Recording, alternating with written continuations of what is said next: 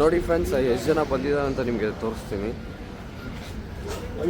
Actually ನನಗೊಂದು doubt ಇದೆ. ಈ ಕ್ರೈನು ಎಷ್ಟು ಟನ್ ಇರ್ಬೋದು ಅಂತ ನೀವು ಗೆಸ್ ಮಾಡಿ ನೋಡಿ. ಕನ್ನಡದಲ್ಲಿ ಬ್ರೋ ಝೋನ್, ಸಿಸ್ಟರ್ ಝೋನ್ ಅಂತ ಹೆಂಗಿದೆ ನೋಡಿ ಫ್ರೆಂಡ್ಸ್. ಬ್ರೋಝೋನ್ ಕಡೆಯಿಂದ ನಾನು ಇವತ್ತು ಬ್ರೋಝೋನ್ ಜೊತೆ ಬ್ರೋಝೋನಲ್ಲಿದ್ದೀನಿ. ಎಲ್ಲಿ ಅಂದರೆ ಹೊಸಕೋಟೆ ಟೋಲ್ ಪ್ಲಾಜಾ. ನೋಡಿ ಟೈಮಿಂಗ್ ಬಂದು 12:40. ಇಲ್ಲಿ ಈ ಟೈಮಲ್ಲಿ ನಾನೇನು ಮಾಡಿದೆ, ಏನು ಡೌಟ್ ಬರ್ತಿದ್ಯಾ? ಏನೂ ಇಲ್ಲ, ಕ್ರೈನ್ ಬಂದಿದೆ, ಕ್ರೈನ್ ಜೊತೆ ಬೋಟ್ ಬಂದಿದೆ. ನಮ್ಮ ಬ್ರೋಝೋನ್ ಸಿಸ್ಟರ್ ಝೋನ್ ಅಂತ ಬೋರ್ಡ್ ಮಾಡಿಸಿದ್ದೀನಿ, ಲೈಟಿಂಗ್ ಬೋರ್ಡು. ಬ್ರೋಝೋನ್ ಮೇಲೆ ಫುಲ್ ಟಾಪಲ್ಲಿ ನೋಡಿ ಯಾವ ಥರ ಇದೆ ಅಂದರೆ ಕ್ರೈನಲ್ಲಿ ಎತ್ತಬೇಕು ಅಷ್ಟು ದೊಡ್ಡದಾಗಿ ಮಾಡಿಸಿರೋದು. ಮತ್ತು ಫಸ್ಟ್ ಮೇಯ್ನ್ ನಮ್ಮ ಕನ್ನಡ ಉಳಿಸ್ಲೇಬೇಕು.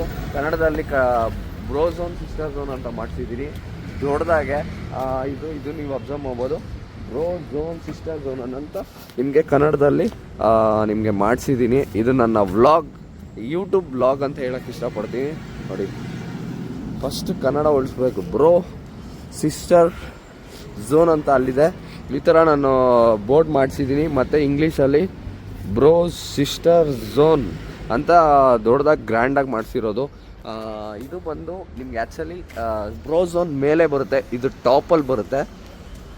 ಇನ್ನೊಂದು ಖುಷಿ ವಿಚಾರ ಏನು ಅಂದರೆ ರಘುವನ್ ಅವರು ಇವತ್ತಲ್ಲ ನಾನು ನೋಡ್ತಾ ಇರೋದು, ತುಂಬ ಸರಿ ನಾನು ನೋಡಿದ್ದೀನಿ.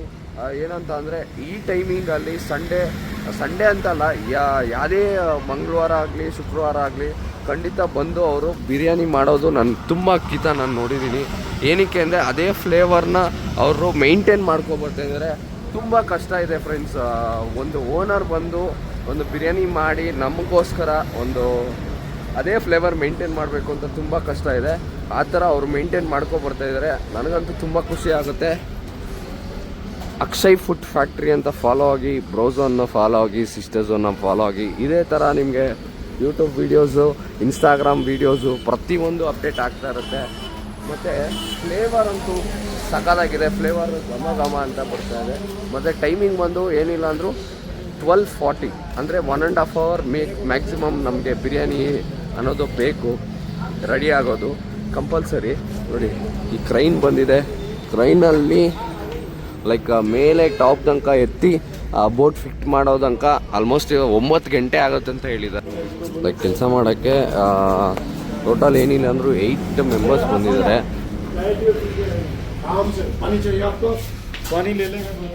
ನೋಡಿ ಇವರೇ ಕೆಲಸ ಮಾಡ್ತಾ ಇರೋದು, ಮೆಜರ್ಮೆಂಟ್ಸ್ ತೊಗೊತಾ ಇದ್ದಾರೆ ಯಾವ ಥರ ಬೇಕು ಅಂತ.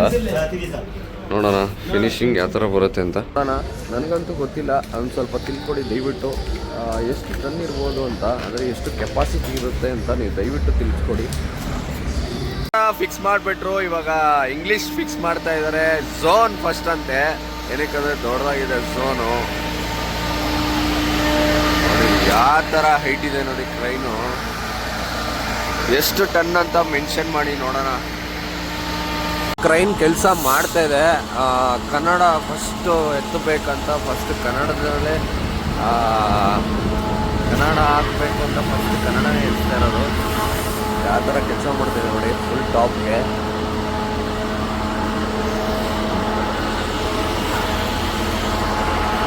ನೋಡಿ ಫ್ರೆಂಡ್ಸ್, ಕನ್ನಡದಲ್ಲಿ ಬ್ರೋಝೋನ್ ಸಿಸ್ಟರ್ ಝೋನ್ ಅಂತ ಸಕ್ಕತ್ತಾಗಿ ಬಂದಿದೆ. ನೋಡಿ ಎಷ್ಟು ಕಷ್ಟ ಇದೆ, ತುಂಬ ಕಷ್ಟ ಇದೆ. ದೇವರೊಳಗೆ ಹೇಳ್ತಾ ಇದ್ದೀನಿ, ಮ್ಯಾಕ್ಸಿಮಮ್ ಏನಿಲ್ಲ ಅಂದರೂ ಒಂದು 8 ಅಡಿ ಇರ್ಬೋದಲ್ಲ. ಇದೆ ನೋಡಿ ಝೋನ್ ಯಾವ ಥರ ಕಾಣಿಸ್ತಾ ಇದೆಯಲ್ಲ. 1997 ಅಲ್ಲಿ ಹುಟ್ಟಿರೋ ಬ್ರೋಝೋನ್ ಅಂತ ಹೇಳಕ್ಕೆ ಇಷ್ಟಪಡಲ್ಲ. 2023 ಅಲ್ಲಿ ಹುಟ್ಟಿರೋದು, 22 ಅಲ್ಲಿ ಹುಟ್ಟಿರೋದು. ಇಷ್ಟು ಮಟ್ಟಕ್ಕೆ ಬೆಳೆಯೋ ಕಾರಣ ನೀವೇ, ನಮ್ಮ ಕಸ್ಟಮರ್ಸ್, ನಮ್ಮ ಫ್ಯಾಮಿಲಿ ಎಲ್ಲ ನೀವೇ ಅಂತ ಹೇಳಕ್ಕೆ ಇಷ್ಟಪಡ್ತೀನಿ. ಅದಂತೂ ನಿಜ.